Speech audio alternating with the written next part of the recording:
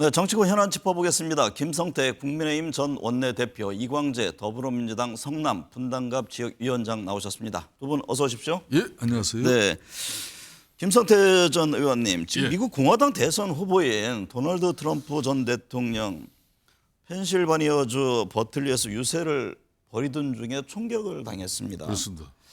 다행히 신병에는 큰 이상이 없어서 전당대회도 예정대로 참석하겠다 이런 입장이 나왔는데 김성태 전 원내대표도 2018년이죠. 그때 그렇습니다. 무기한 단식 투쟁하던 중 테러를 당해서 병원으로 이송된 바도 있는데 트럼프 전 대통령의 이게 피격 문제 어떻게 보셨어요? 그러니까 이제 미국 같은 경우도 결국은 이제 물론 공화당, 민주당 오랜 양당 정치의 그런 역사적 전통도 있습니다만은 지금 현재 미국 같은 경우도 이 팬덤 정치, 진영 정치가 너무 이제 상당히 극단적으로 흘러가는 그런 뭐 안타까움이 있죠. 네, 뭐 그런 측면에서 이제 특히 트럼프 전 대통령의 이 시청 같은 경우도 강력한 팬덤이고 또 강력한 팬덤 맞은편에는 반드시 또 강력한 또 저항 세력이 있는 거죠. 네, 뭐 그런 측면에서 특히 저 펜실베니아는 트럼프 대통령이 좀 상당히 좀 극우적인 그런 보수 지지층이 아주 강력한 곳에서 이제 바람을 일으키기 위한 첫 서막인데 네, 뭐 저는 안타까운 소식을 접하게 됐습니다. 대단히 네. 안타깝고 결국은 지금 현재 미국 정치 상태도 상당히 좀 극단적인 상태에 가 있다 이렇게 볼 수 있는 네. 거죠. 이광재 전 의원님, 트럼프 전 대통령 이번 피격을 두고 뭐 음모론 등 여러 얘기가 나옵니다. 지금까지 나온 뉴스를 보면은 공화당 등록 당원이다 이런 얘기가 나오는데 미국 대선에 어떤 변수가 될까요? 저는 물론 미국 국민들이 선택할 문제지만 전 트럼프 대통령의 당선 가능성이 훨씬 높아지고 있는 거 아닌가 싶어요. 네, 81년도 3월 달에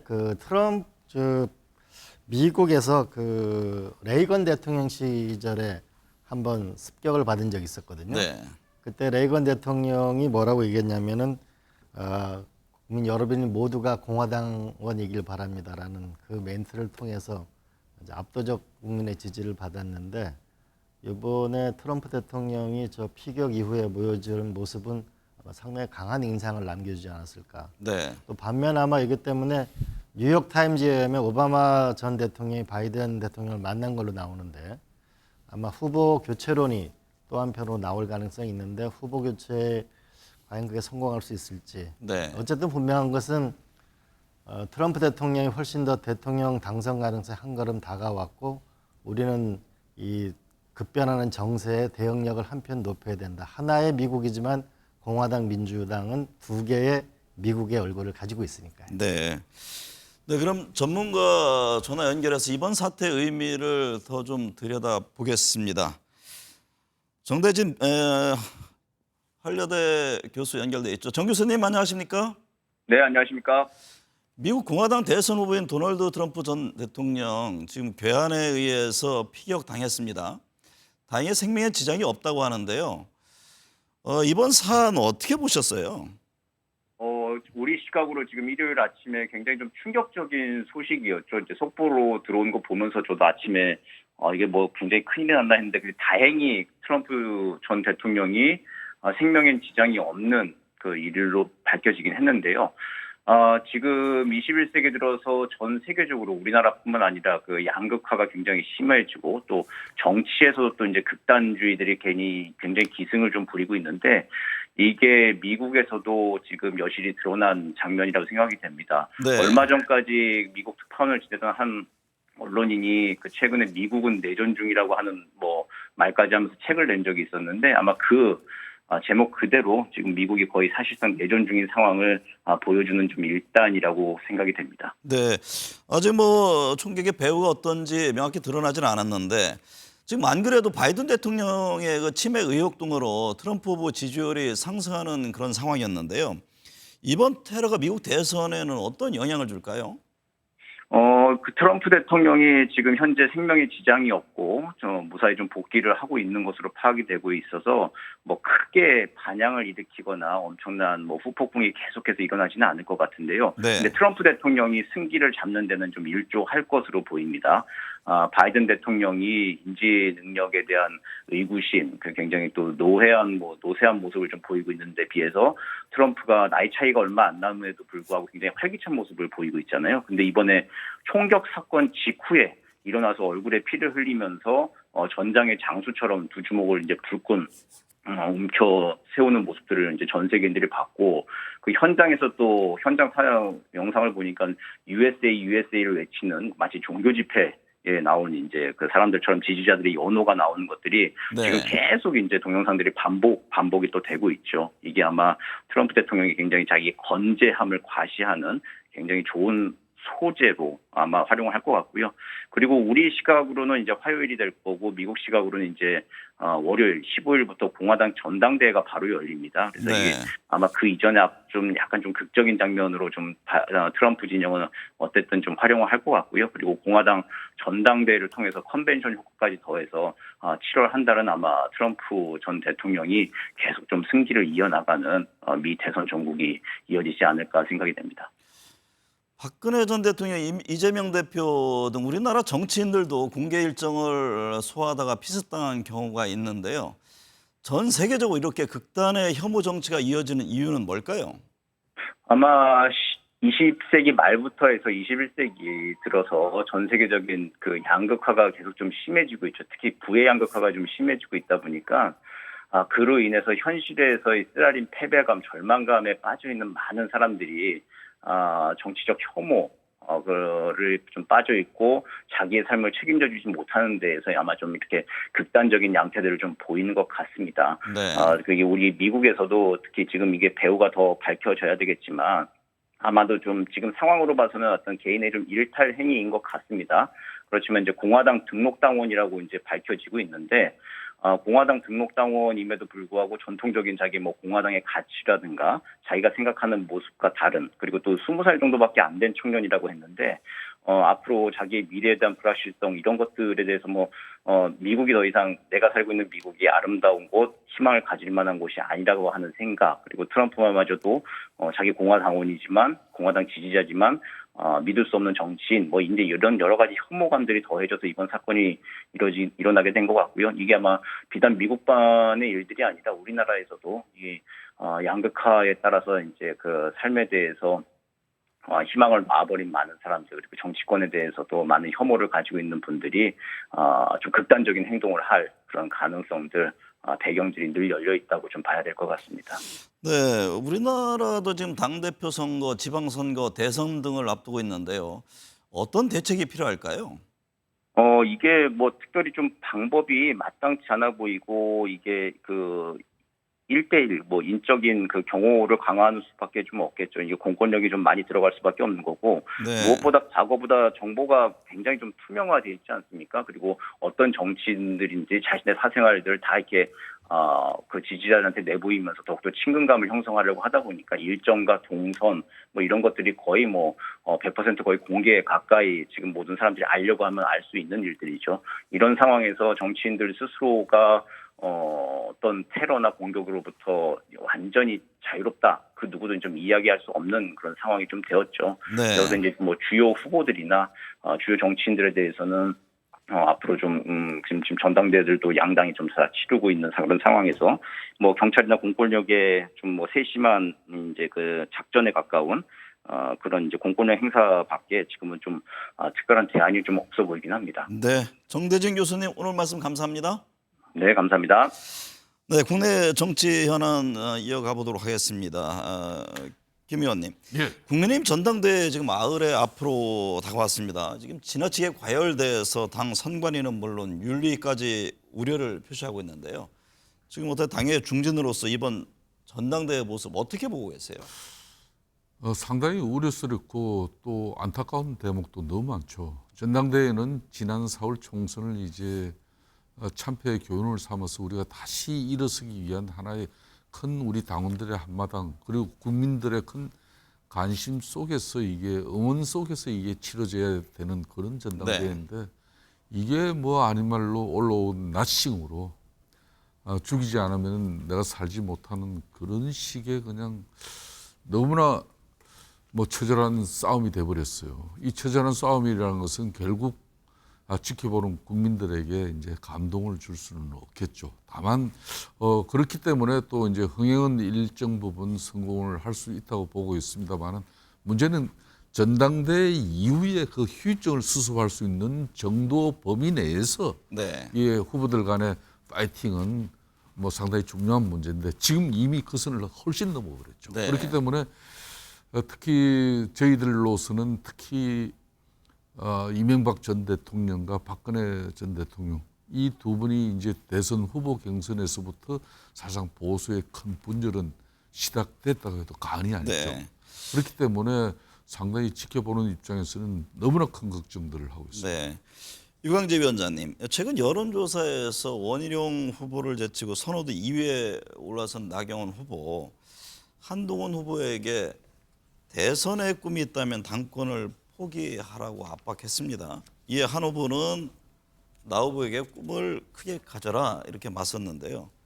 그럼 한동훈 후보는 당권 대권 모두 어떤 거머쥐겠다 이런 꿈을 솔직히 밝힌 셈이 되나요? 그런 셈이죠. 근데 네. 우리가 한번 이번 총선에서는 왜 민주당이 승리를 했을까? 하나는 윤석열 대통령 실정에 대한 실망이고 또 하나는 한동훈 위원장에 대한 윤석열 투구나 이게 그걸 입증된 거가 많다고 보거든요. 네. 뭔가 뭐 국가 경제나 외교 안보에서 새로운 비전이 없고 내 이재명 대표 공격하는 데 시간을 보냈거든요. 그다음 두 번째로는 사실 이번에 누가 되든 저는 여권이 대분열이 저는 시작된 거라고 봅니다. 네. 아마 당장 최혜병 특검 문제, 그다음에 국정감사가 시작되고 나면 아마 어마어마한 내부 제보가 쏟아질 거라고 봐지고요. 네. 그리고 또 하나는 경제 성적표죠. 이것 때문에 여권이 이번 총선에 이렇게 지고도 지금 내 탓하고 있잖아요. 네. 그래서 국민에게 더 따가운 눈총을 받고 있는데 저는 여권이 대분열이 시작된 거 아닌가 이런 생각이 듭니다. 네. 김성태 전 대표님, 네. 후보들 간의 연대 여부도 이제 변수로 떠오르고 있는데요. 나경원 후보가 원희룡 후보 지지율이 빠지는 추이인 만큼 자신을 지지해 줄 거다라고 밝혔습니다. 원 후보는 오히려 나 후보가 자신을 돕게 될 것이다. 이렇게 맞받았는데 후보 간 단일화 문제는 어떻게 예상하십니까? 그러니까 결론은 지금 뭐 현실적으로는 한동훈 후보가 뭐 상당한 뭐 차이를 두면서 지금 선두 주자로 이미 뭐 거의 고차가 되고 있는 그 분위기는 나경원, 원희룡, 뭐 윤상현 후보 다 그 부정하지 않죠. 그렇기 때문에 이제 결국은 결선에서 네. 이 어차피 이제 가반을 넘겨야 되는 전당대회 당대표 선거니까 그런 측면에서 결선에 올라갈 수 있는 그 선수의 경쟁력을 높이기 위해서 그렇기 때문에 2등 싸움이 지금 치열한 거죠. 결선까지 갈 것으로 보세요?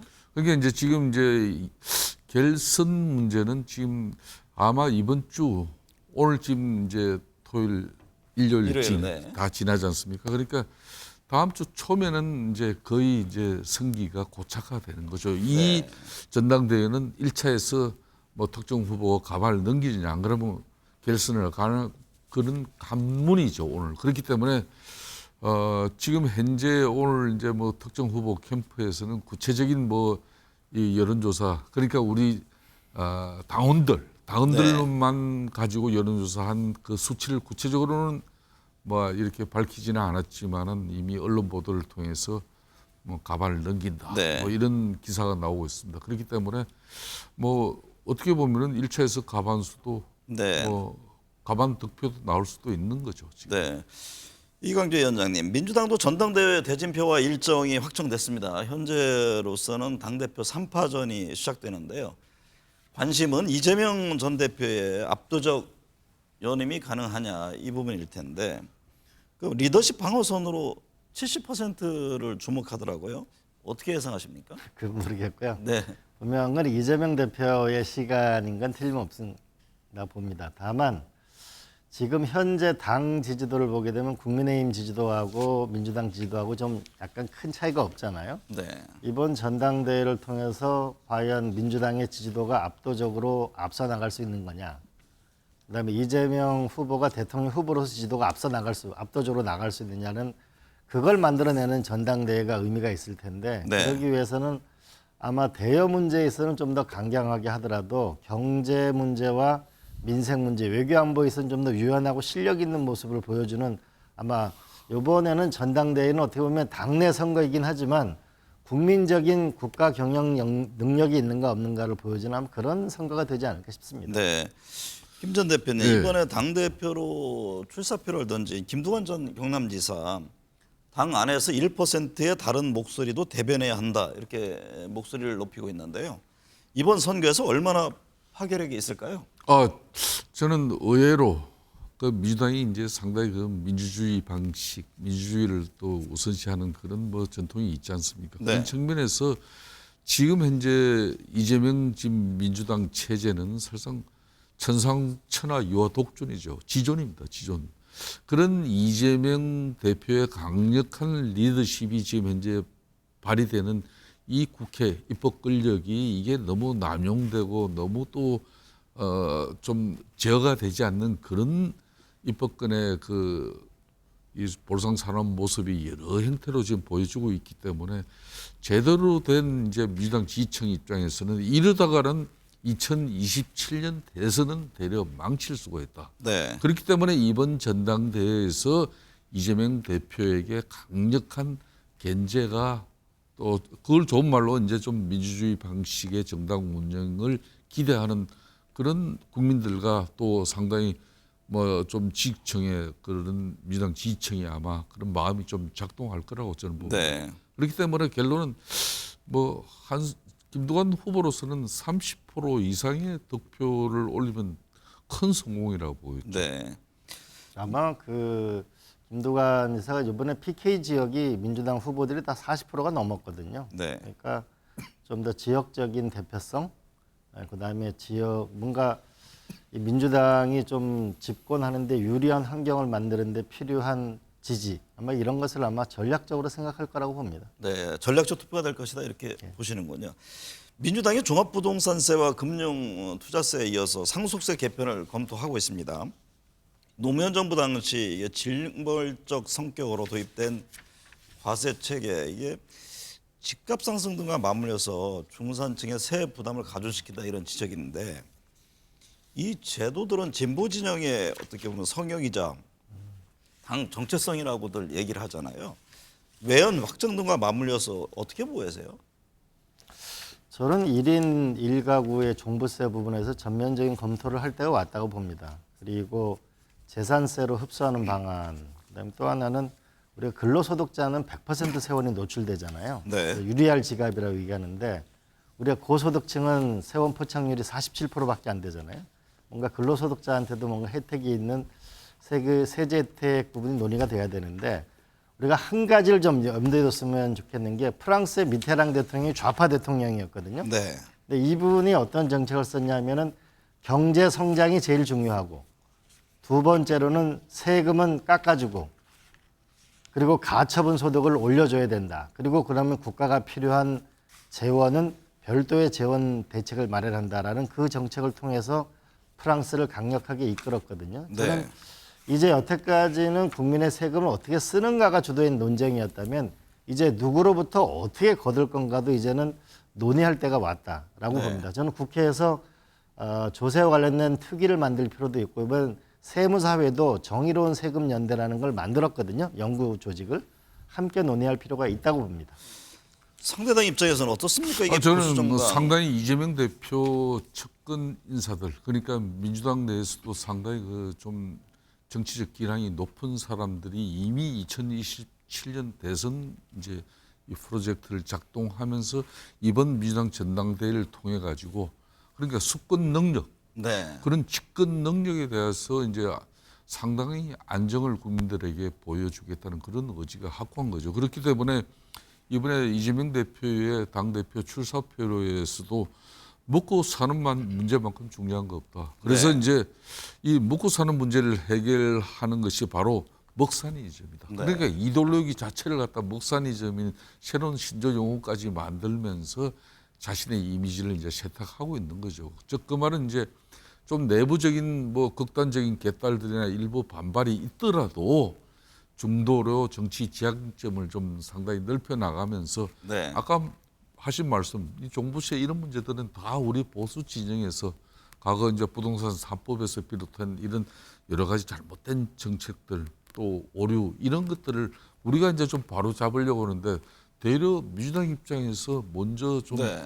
선방을 해보겠다는 그런 의지도 보이기 때문에 상당히 보수 진영, 우파 진영에서는 특히 국민의힘에서는 적극적으로 긴장하고 있죠. 네.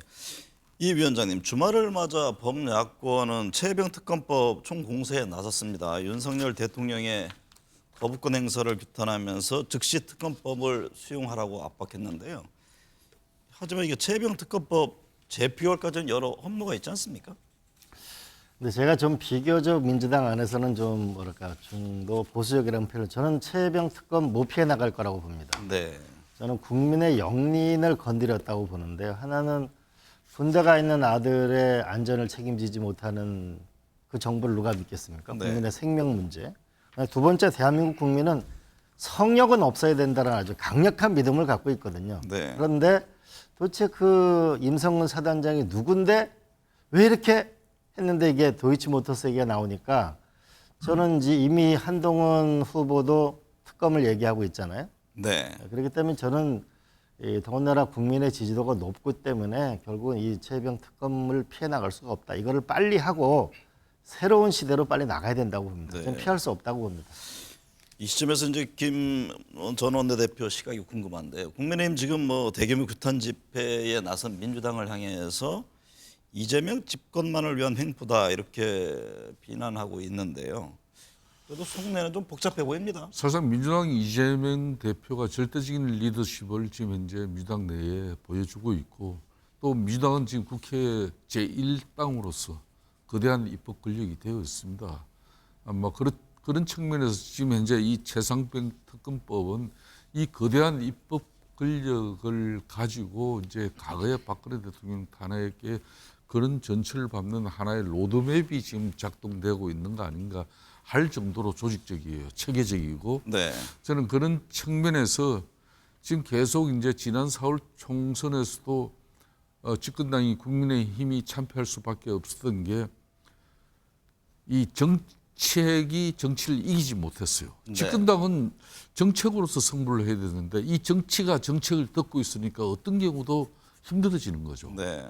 4월 총선이 끝난 지 3개월이지만 아직까지 그 정치를 했는데 걷어내지 못하고 있어요. 네. 정책을 보이게 해줘야 되는데 미생 경제 문제, 애교 안보 이런 걸 다 국민들이 고민하게끔 만들어야 되는데 그거는 보이지 않죠. 그렇기 때문에 이 최상병 이 특검 문제는 하루빨리 공수처에서 네. 신속한 수사를 통해서 이 공수처는 민주당에서 만든 그런 수사기관이잖아요. 그러니까 신속하게 또 민주당 입장에서도 공수처를 이런 때 좀 압박해야 돼요. 그래서 네. 좀 신속한 수사 결과가 나와가지고 그래도 미진하고 국민적 의혹이 해소가 안 되면은 뭐 대통령과 우리 국민의힘이 발걷어 붙여서 특검하겠다고 하니까 네. 국민들이 이 약속이 지켜지든지 이걸 좀 보여주게 해야죠. 참 중요한 말씀이네요. 정책이 어떤 정치적 논란을 덮지 못했다 그런 지적을 해주셨는데 이 위원장님 윤석열 대통령 탄핵 청원 청문회를 둘러싼 지금 여야 대치도 이어지고 있습니다. 국회 법사위 소속 야당 의원들은 대통령실을 찾아서 청문회를 위한 증인 출석 요구서를 받으라고 지금 항의를 했고 국민의힘은 청문회 개최는 불법이다라면서 헌법재판소 권한쟁의 심판을 청구했습니다. 이 대통령 탄핵 청문회 문제는 어떻게 보고 계세요?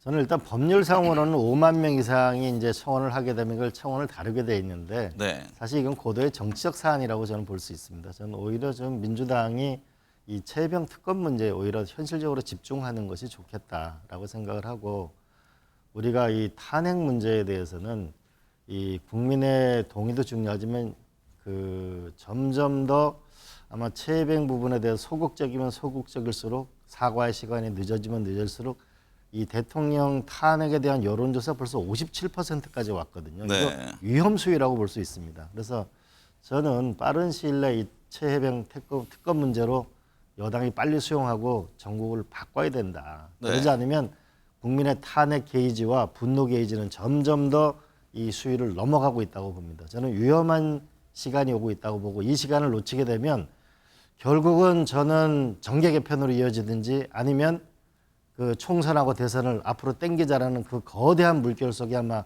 휩싸이게 되면서 아까 김성태 의원이 말씀하신 대로 대한민국이 권력은 무엇을 할 수 있는 힘이고 정치는 무엇을 할 것인가 결정하는 건데 두 개가 따로 놓으면 정말 위험한 대한민국이 될 수 있다고 봅니다. 빠른 시일 내에 저는 이 특검 문제, 최해병 특검 문제 결단을 내려야 된다고 봅니다. 임기 단축을 통한 개헌 문제도 불거질 수 있다 이런 지적이시군요. 저는 이 시간이 굉장히 민심이 점점 이 임계점을 향해 가고 있다고 봅니다. 빠른 네. 시간 내에 대안을 찾아야 합니다. 그게 이제 대통령 4년 중임제에 네. 이런 개헌 문제가 이제 최상병 의원은 특검 문제 수용 뭐 대통령의 그런 여부에 따라 가지고 이제 장애 집회를 뭐 이끌어내고 뭐 국민적 상당히 분위기가 성숙되어졌다 이렇게 보면은 이제 민주당 입장에서는 이제 개헌 카드도 또 끄집어내면서 네. 실질적으로 이제 윤석열 대통령의 임기를 단축하고자 하는 그런 여러 가지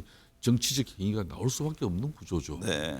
뭐 그런 측면에서 이제 과연 이런 정치적 행위가 대한민국의 정책을 언제까지 뒤덮을 것인가? 네. 이미 총선을 통해서 국민들이 그래 뭐 이 집권당이 또 윤석열 대통령 국정 운영이 정책이 국민들에게 읽혀지지 않을까 심판을 해줬는데 그 심판에 따라서 우리가 이제 좀 제대로 된 민생, 경제, 외교 안보 그리고 먹고 사는 문제에 좀 네. 여야가 정치가 집중할 수 있도록 좀 협력을 해야죠. 저는 김 의원님 말씀에 전적으로 동의하는데 지금 사실 국민들 살기 진짜 힘들어요. 네. 아마 미국 대통령 선거 결과에 따라 아마 한반도 정세가 요동을 칠 거예요. 사실 많은 국민들이 말을 안 해서 그렇지 혹시 한반도에 무슨 일이 생기는 거 아닌가 이런 두려움을 갖고 있잖아요. 네. 이때 좀 여당이 여당다운 그다음에 국회는 국회다운 모습을 빨리 보여야 된다고 봅니다. 동의합니다.